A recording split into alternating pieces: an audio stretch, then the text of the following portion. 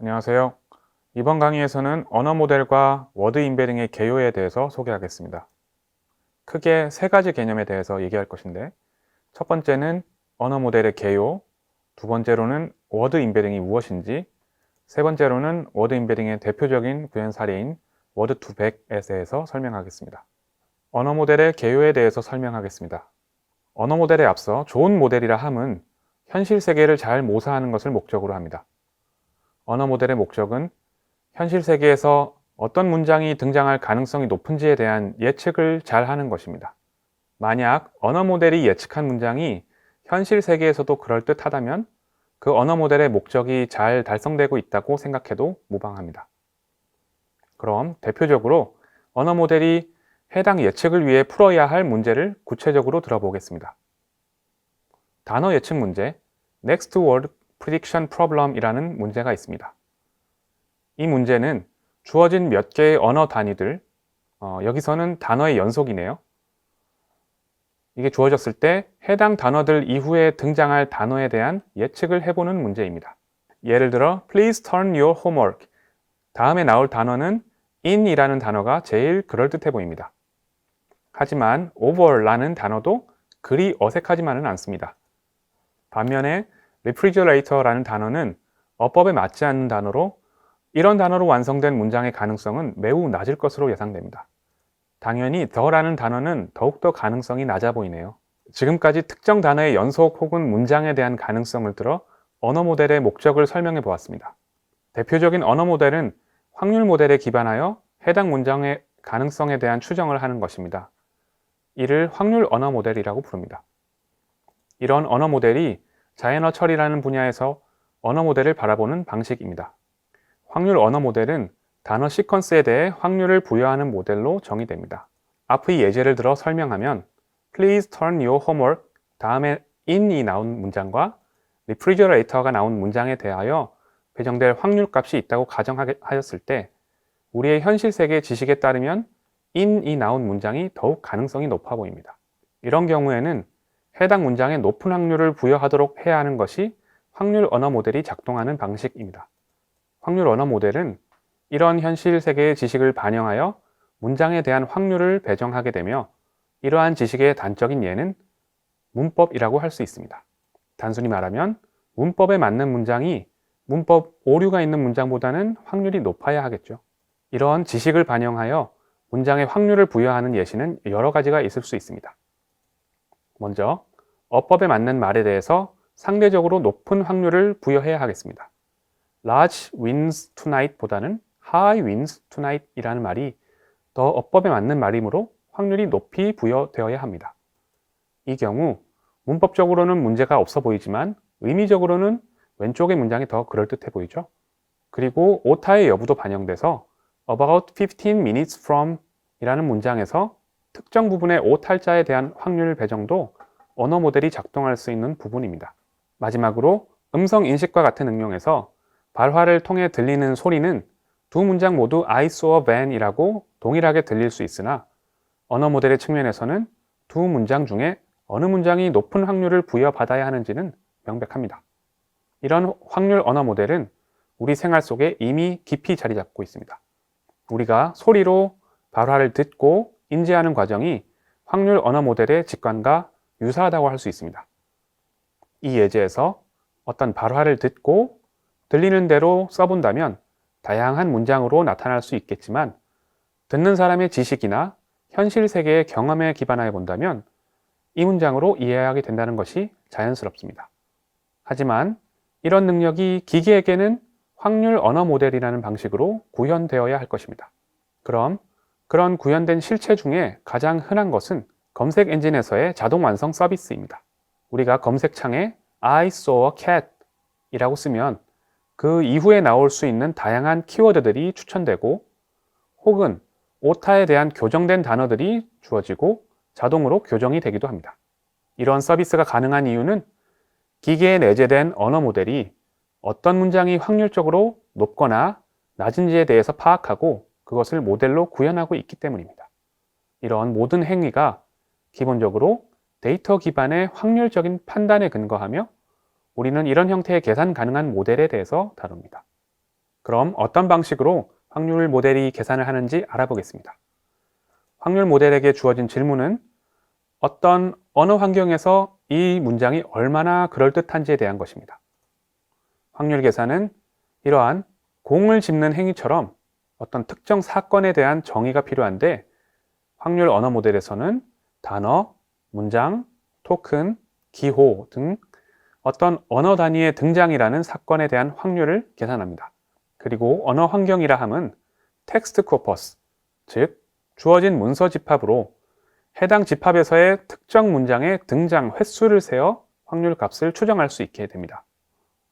따라서 The moth is steaming the tap 이라는 말도 안 되는 문장에 대해서 추정한 확률은 0이 되어야 되는 경우를 만나게 되는데 이렇게 확률이 0이 되는 수많은 언어 단위에 대한 확률 배정 문제는 확률 언어 모델에게 주어진 어려운 문제 중에 하나입니다. 좀 더 구체적인 예를 들어 확률 계산의 시나리오를 설명해 보겠습니다. W라는 문장이 있는데 Its water is so transparent that 이라는 문장으로 이 문장에 대한 확률을 계산하고자 한다면 이런 문장이 코퍼스에서 등장한 횟수를 세어보면 그걸 기반으로 계산할 수 있겠습니다. 분모에는 코퍼스에 등장한 모든 단어의 모든 조합에 대한 횟수를 두면 되겠지만 그것에 대한 계산이 불가능에 가깝죠. 그래서 절대 횟수보다는 상대적인 등장 횟수를 반영하여 계산할 수 있도록 다음과 같은 문제로 확률 언어 모델의 문제를 바꾸어 보겠습니다. 주어진 단어 시퀀스 W에 대해서 다음에 등장할 wn 플러스 1의 확률을 계산하는 것은 아래와 같은 조건부 확률을 계산하는 문제와 같습니다. 이것은 주어진 W1부터 W6까지 또는 W7까지의 단어 시퀀스의 등장 횟수를 세어 그 비율을 계산하면 되므로 계산 가능한 문제가 됩니다. 이 문제를 통해 언어 모델이 하는 일을 다시 설명해 보자면 주어진 맥락에서 타겟 단어가 등장할 확률에 대한 추정입니다. 맥락이란 컨텍스트나 히스토리라고 부르며 주어진 단어 시퀀스를 말합니다. 여기서 말하는 단어란 예측 대상이 되는 단어를 얘기하며 이 문제에서는 next word를 뜻합니다. 이 두 개의 용어에 대해서 인지하고 이후의 내용을 보도록 하죠. 자, 그럼 확률 언어 모델이 하는 일은 다음과 같이 정의할 수 있습니다. 텍스트의 생성입니다. 왜냐하면 주어진 맥락에 대해 다음에 나올 타겟 단어에 대한 확률을 추정하므로 그 과정에서 어떤 확률에 해당하는 단어를 정하여 맥락을 다시 재정의하면 점점 맥락이 길어지는 형태로 반복적으로 다음 단어를 예측하게 되도록 할 수 있죠. 이것이 바로 사람이 문장을 작성하는 방법과 같은 직관입니다. 우리도 글을 써 나갈 때 어떤 단어를 다음에 쓸지 예측하며 글을 씁니다. 반복적인 단어의 선택 과정에서 가장 높은 확률을 배정받는 단어만을 고르면서 생성을 할 때 이를 greedy decoding이라고 부릅니다. 다시 돌아와서 상대 빈도 횟수에 기반하여 확률을 계산하고자 한다면 구체적으로 다음과 같이 할 수 있습니다. 대규모 텍스트 데이터, 예를 들어 웹이 주어졌다고 가정하고 데이터에서 각 구절의 등장 횟수를 세어서 확률을 계산합니다. 아래와 같은 식을 보면 주어진 컨텍스트의 등장 횟수를 타겟 단어를 포함한 구절의 등장 횟수에서 나눈 것으로 조건부 확률이 계산됩니다. 하지만 이 특정 경우에 대한 확률을 모든 구절에 대해서 구해야 하는 확률 언어 모델은 계산 불가능합니다. 현실적으로 해당 데이터를 확보할 수도 없기도 하지만 웹상의 모든 단어 조합의 횟수를 세어볼 수 있다 해도 바이어스 문제도 있거니와 새로운 문장이나 새로운 단어의 등장에 대해서 생길 수 있는 문제까지 고려하면 모든 길이의 단어 시퀀스를 세는 것은 불가능해 보입니다. 하지만 시퀀스를 작은 단위로 나누어 작은 단위의 확률의 곱으로 계산하는 방법이 있는데 체인 룰입니다. 이를 바탕으로 주어진 단어 시퀀스인 y1부터 yn까지의 구절에 대한 확률은 오른쪽과 같은 작은 단위의 조건부 확률로 분해하여 계산할 수 있습니다. 예를 들면 Its water is so transparent 라는 문장에 대한 확률을 구하려면 Its에 대한 확률에 water given Its에 대한 확률을 곱하고 차례차례 모든 맥락에서의 모든 단어의 예측을 위한 조건부 확률을 곱하는 것으로 계산할 수 있게 됩니다. 이 방식으로 계산 가능성이 확보되지만 여전히 조건부 확률을 모두 다 계산하기에는 한계가 있습니다. 예를 들어 맥락의 길이가 너무 긴 경우나 한 번도 등장하지 않은 맥락으로 인해서 분모가 0이 되는 경우 등입니다. 이를 해결하기 위해 맥락에 대하여 approximation 하는 방법이 필요하게 되는데 그 대표적인 방법이 Ngram 모델이 있습니다. Ngram 모델을 설명하기 위해서 도입해야 하는 주요한 가정이 있는데 마르코프 어썸션입니다. 이는 마르코프 모델에서 사용되는 중요한 가정으로 현재 상태는 바로 이전의 상태에만 의존하고 그 이전의 상태는 무시한다는 것입니다. 이 가정에서 전제하는 마르코프 프로퍼티란 언어 모델이라는 시스템에 적용할 수 있는 것으로 아래와 같은 식으로 정의합니다. 예를 들면 W1에서 WN까지의 시퀀스에 대한 확률을 모든 경우의 맥락 조건에 대해서 고려하지 않고 바로 직전 단어에 해당하는 맥락만을 고려하는 것입니다. 말하자면 the라는 단어의 등장에 Its water is so transparent that 이라는 맥락을 고려하는 것과 that 이라는 바로 직전 단어의 맥락만을 고려하는 것이 동일하다고 하는 가정입니다. 이런 가정을 바탕으로 Ngram이라는 approximation 된 확률 언어 모델이 등장하였습니다. 이 가정을 이용하여 언어 모델의 계산 효율을 높일 수 있으려면 몇 개의 맥락을 고려하여 문장에 대한 확률을 부여할지 결정할 수 있어야 합니다. 예를 들면 바로 직전의 단어만이 아니라 직전의 단어와 그 이전의 단어까지 고려한다든지 하는 어떤 가정의 완화 방법입니다. 말하자면 that 뿐만 아니라 transparent that 이라는 맥락에 대해서 고려한다는 것입니다. 가정도 다음과 같이 바꾸어 몇 개의 직전 단어의 등장에 종속적인 확률값을 계산하는 것이 Ngram 모델의 핵심입니다. 이러한 가정은 계산 가능한 모델의 측면에서는 유용하지만 실제 세계를 반영한다는 측면에서는 많은 약점이 있습니다. 대표적으로 언어에 내재한 단어의 관계성을 많이 제한하게 된다는 것입니다. 극단적으로 n이 1이 된다면 모든 단어의 등장은 독립적이다라고 본다는 것인데 검색 모델과 같이 이런 극단적인 가정이 효과적으로 적용될 수 있는 실용적인 분야가 등장하면서 이런 메모리리스 모델은 아예 터무니없는 가정을 도입한 것이라고만은 할 수 없습니다. 하지만 텍스트 생성 등 언어라는 특징을 고려해야만 하는 분야에서는 유니그램, 즉 n이 1이 되는 가정을 도입한다면 제대로 작동하지 않습니다. 아래의 예를 보면 fifths, on, of, features 와 같은 전혀 관계 없어 보이는 단어의 생성이 만들어낸 결과는 문장이라고 보기는 힘든 의미 없는 단어의 연속에 불과합니다. n이 2가 되는 바이그램 모델의 예를 보겠습니다. in this, is pursuing, a boiler 등 두 개의 연속 단어에 대해서는 그럴듯한 배치를 보여주는 단어의 생성을 확인할 수 있지만 그보다 더 긴 구간을 확인해 보았을 때 여전히 문장의 생성이라고는 보기 힘든 제한적인 모델 성능을 확인할 수 있습니다. 하지만 여전히 이런 가정의 도입으로 검색 엔진 등 실용적인 분야에서 Ngram 모델은 성공적인 도입이 되었고 모든 기록으로부터 단어 시퀀스의 확률을 계산하는 방법에서 적절한 길이의 기록에 대한 조건부 확률을 구하는 방식을 통해 모델 계산의 효율성을 확보하게 되었습니다. 이는 언어가 가진 long distance dependency를 적절한 수준으로 무시할 수 있다면 효율적인 언어 모델을 구현할 수 있는 좋은 접근이라고 생각할 수 있습니다. 아래의 예에서 보더라도 I saw a cat on a mat 과 같은 문장에서는 트라이그램 정도를 고려한다면 실제로 I saw a 라든지 on a mat 과 같은 맥락은 매우 높은 가능성을 확인할 수 있을 것입니다.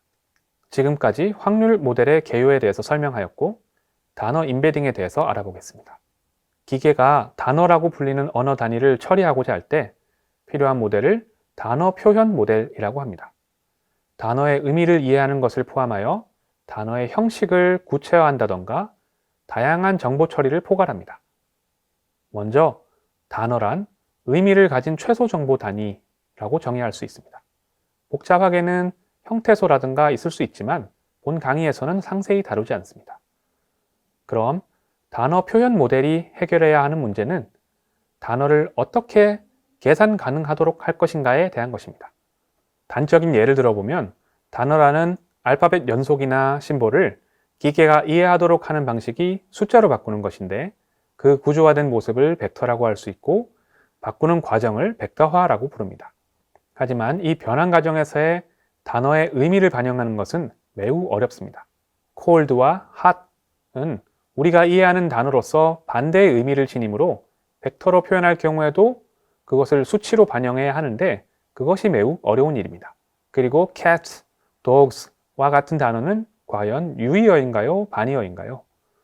이것 또한 의미적으로 구분할 수 있는 수치가 벡터에 반영되어야 하는데 이런 다양한 의미 관련 작업을 가능하게 하는 표현 모델을 정의하고 계산 가능한 형태로 구현하기란 매우 어려운 일입니다. 가장 단순한 접근법을 보겠습니다.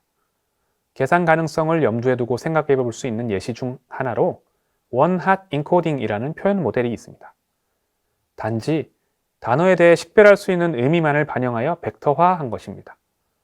구체적으로는 n개의 단어를 n차원의 공간상 벡터로 표현할 수 있도록 하며 차원 하나당 하나의 단어를 배정하여 배정된 차원에는 1, 그 외에는 0을 배정하는 방식으로 벡터화하는 것입니다.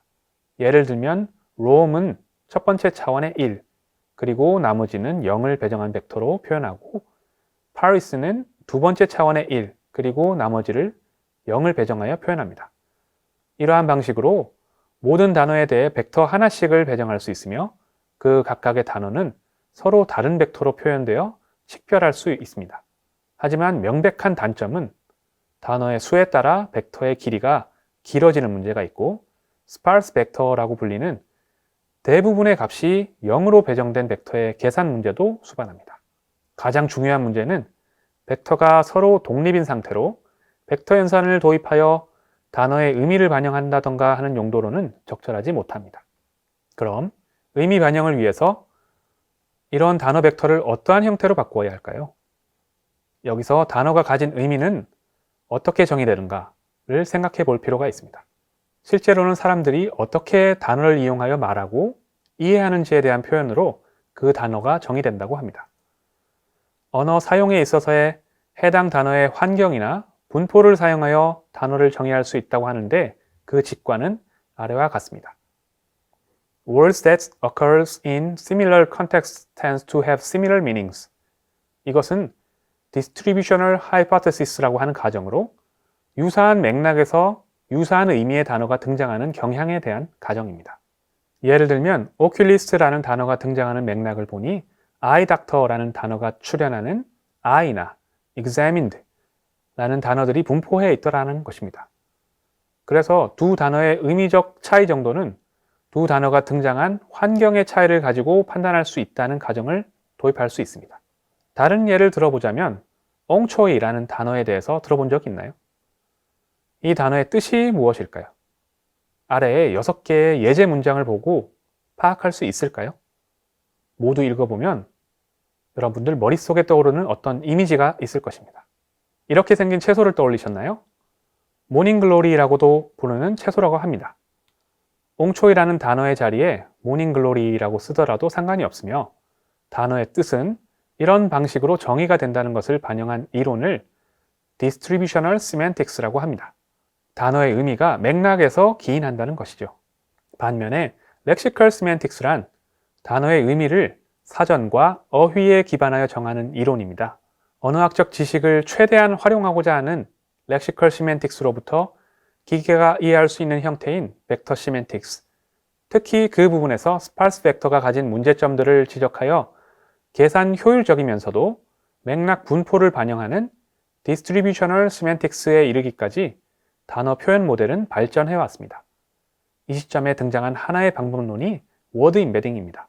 이 단어 임베딩이 오른쪽 그림에서의 각 단어에 대응하는 초록색 벡터가 되어 신경망 등 다양한 자연어 처리 태스크의 입력으로 사용되게 되면서 최근의 딥러닝 등 다양한 모델에 단어가 의미를 반영한 형태의 표현으로 학습될 수 있도록 하는 중요한 역할을 하기 시작하였습니다. 단어 임베딩이란 조금 모호하게 활용될 수도 있는 용어인데 단어를 벡터로 바꾸는 방법론을 뜻하기도 하고 벡터로 만든 결과물을 임베딩이라고도 부르기도 하고 단어가 모여있는 매트릭스도 임베딩이라고 하기도 합니다. 명확하게 하기 위해서 단어 하나에 대응되는 벡터를 단어 임베딩 벡터라고 불렀을 때 주어진 단어마다 워드 임베딩 벡터는 이런 식으로 배정될 수 있습니다. 왼쪽은 원핫 인코딩이라고 불렀던 단어 표현을 워드 임베딩 벡터로 표현한 것이고, 오른쪽은 원핫 인코딩의 문제인 스파르스 벡터 문제를 해소한 결과를 표현한 것입니다. 그럼 어떻게 이런 스파르스 벡터가 오른쪽과 같은 덴스 벡터로 바뀔 수 있었을까요?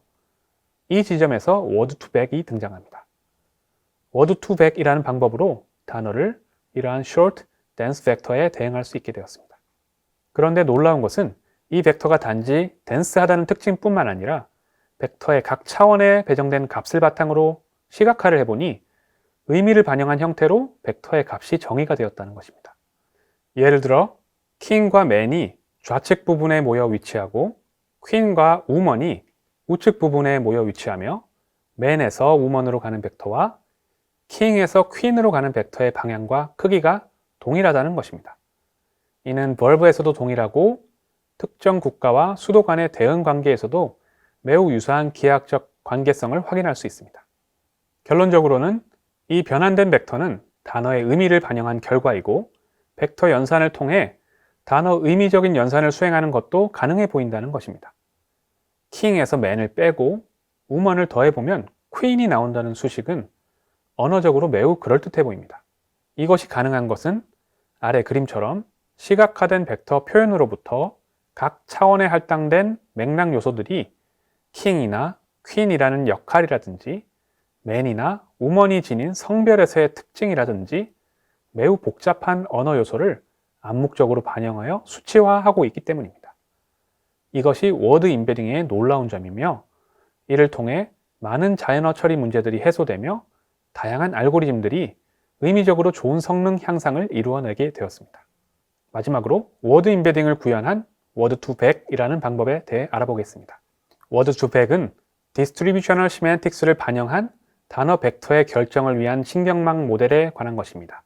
따라서 특정 단어 apricot 주변의 단어 W가 얼마나 자주 등장하는가와 같은 맥락에 대한 고려를 바탕으로 태스크를 설명합니다.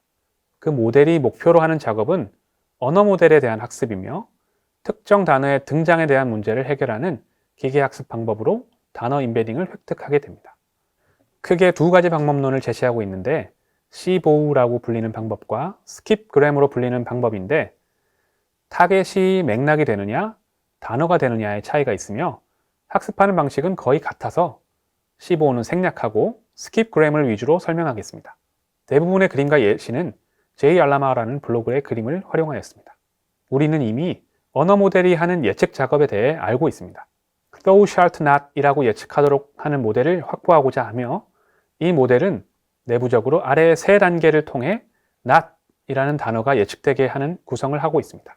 임베딩이라고 부르는 lookup 테이블에서 맥락 단어인 thou와 shalt를 찾아오고, 두 단어를 바탕으로 확률 계산을 하고, 확률을 바탕으로 최고 확률을 배정받은 not 이라는 보캡을 출력하도록 하는 과정입니다. 임베딩이라고 부르는 lookup 테이블은 이렇게 생겼습니다. 각 행은 워드 벡터가 되고, 각 차원에 배정되는 값은 랜덤하게 초기화되고, 이 언어 모델을 학습하는 과정에 업데이트가 되도록 합니다. 따라서 이 벡터들이 학습 모델에서의 매개 변수가 되며, 우리는 이 매개 변수의 값이 최적화되도록 학습을 수행합니다. 학습의 목표는 최종 예측 결과가 실제와 가진 에러가 최소화되도록 하는 것이죠. 이 언어 모델이 학습하는 대상 데이터가 무엇인가 하면 웹 등에서 손쉽게 확보할 수 있는 문서입니다. 문서는 슈퍼바이즈드 데이터라고 볼 수는 없으나 셀프 슈퍼바이즈드가 가능한 좋은 품질의 학습 데이터로 활용될 수는 있습니다. 왜냐하면 사람이 썼기 때문인데, 위키피디아와 같은 문서는 사람이 언어 활동에 대한 상당한 지식을 반영한 결과로서 품질이 높은 데이터로 간주할 수 있습니다. 그럼 문서로부터 언어 모델이 학습하는 훈련 데이터가 어떻게 확보될 수 있는지를 보면, 어떤 윈도우, 여기서는 3개의 연속 단어가 들어갈 만한 범위를 결정해 두고 그 범위 내에서 등장하는 단어를 잘라 학습 데이터의 샘플로 확보하는 방법입니다. 이 경우에는 thou와 shalt 이후에 not가 등장하는 샘플을 확보하였으니 컨텍스트에 해당하는 input 1과 input 2에 대해 output, 즉 타겟은 not 이라고 하는 ground truth를 확보한 셈입니다. 이런 방식을 윈도우를 옮겨가며 반복해보면 하나의 문장에서 5개나 되는 학습 데이터 샘플을 확보할 수 있게 됩니다. 이는 두 단어로 이루어진 맥락으로부터 한 단어를 예측하는 모델을 학습하는 데 필요한 정답 셋이 됩니다. 스킵그램은 앞에서 설명했다시피 단어 하나가 주어졌을 때 주변 단어를 예측하는 태스크라고 하였는데, 이 경우에 윈도우 사이즈 5라면 인풋 단어 앞쪽 맥락 두 단어와 뒤쪽 맥락 두 단어를 붉은색으로 처리하여 확인할 수 있습니다.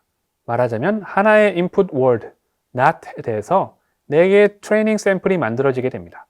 이 윈도우를 한 칸씩 슬라이딩 할 때마다 학습 데이터는 4개씩 생기게 됩니다. 마찬가지로 이런 방법을 반복해서 학습 데이터를 대량으로 확보할 수 있습니다. 스킵그램은 not이라는 단어가 들어가서 so나 short가 예측되기를 원하는 작업입니다. 하지만 이 그림에서는 taco라는 단어가 높은 확률을 배정받게 되어서 현재 상태는 오차가 매우 큰 것을 확인할 수 있습니다. 우리는 이미 학습 데이터로부터 so라는 단어가 정답인 것을 알고 있으니 여기서 오는 모델의 오차를 계산할 수 있습니다. 따라서 이런 예측의 결과에서 발생하는 오차를 줄이는 방향으로 모델의 매개 변수를 업데이트하게 됩니다. 이것을 모델 학습이라고 부르며 신경망 학습에서 필요한 다양한 원리는 이 강의에서는 다루지 않겠습니다. 워드2백에서는 매개 변수에 해당하는 임베딩을 두 가지로 모델 내부에 보유하며 각각을 임베딩과 컨텍스트로 구분합니다. 말하자면 인풋 워드를 찾는 룩업 테이블을 임베딩이라고 하며 아웃풋 워드를 찾는 룩업 테이블은 컨텍스트라고 하여 각각의 벡터들을 독립적으로 업데이트합니다. 이때 오차 모델은 닷 프로덕트로 계산한 값을 바탕으로 정의하게 되는데, 상세한 내용은 다루지 않겠지만 닷 프로덕트로 단어 임베딩 벡터 간의 연관성 크기를 계산하게 되는데, 그 크기를 바탕으로 에러 값이 정의됩니다. 구체적으로는 닷 프로덕트를 한 값에 시그모이드라는 비선형 활성함수를 통과한 값을 예측값으로 하며 정답, 타겟과의 차이를 에러로 정의합니다. 이 에러를 낮추는 방향으로 아래의 모델 매개 변수의 적절한 값을 반영해야 하는데, 이것을 백프로퍼게이션이라는 신경망 학습 알고리즘을 통해서 구현할 수 있습니다. 이런 학습을 종료하게 되었을 때 얻어지는 이 매트릭스의 행 하나가 워드 임베딩 벡터가 되며, 이전에 예를 들었던 킹과 퀸 등의 단어에 대응할 수 있는 계산 가능하며 의미 반영이 된 형태로 최적화된 것이라고 할 수 있습니다. 단어 임베딩을 확보하는 여러 방법 중 하나인 워드2백에 대한 설명을 끝으로 이번 강의를 마칩니다.